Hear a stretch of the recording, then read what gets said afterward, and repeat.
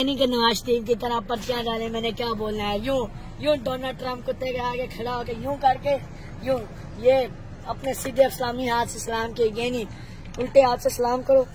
पर्ची पकड़ी हो हाथ में, हाउ आयो ऐसा फल्ला फुमो यूं नहीं। इमरान खान मात का बच्चा। आप देखो, आप जिस भी कंट्री में जाओ, हिंदू कंट्री में भी जाओ, ताकि वो आपको बोलेंगे way from you, I am from Pakistan.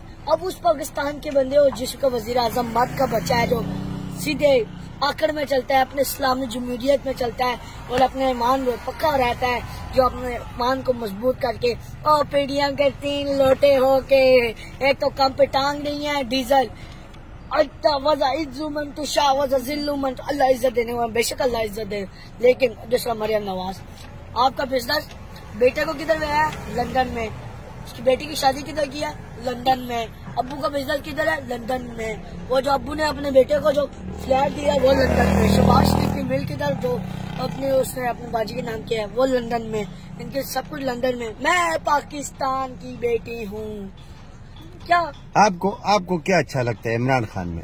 Imran Khan के सबसे ज्यादा अच्छा वो मर्द तो है, ये नहीं खुसरा तो नहीं है। कहते हैं ना, औरत हो मरियम नवाज आ गई, पहली औरतों का बुरा हाल है और हो जाएगा अगर वो आ गया।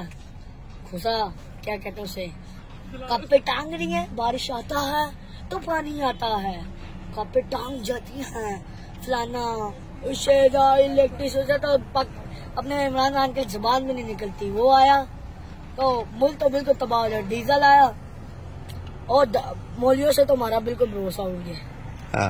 हलवा खाते हैं, या अल्लाह शहादत की मौत दे, या अल्लाह शहादत की मौत।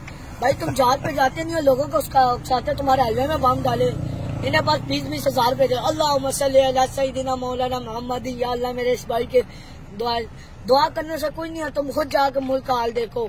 इमरान खान ने मौलवी की दाढ़ी पर भरोसा ना करना, बहुत महंग है भाई। तुम उन लोगों को जाते, हमें ईमान की जंग लड़नी चाहिए, खुद देखो उस दिन धरना हो रहा होगा, आराम से घर में बैठे होंगे।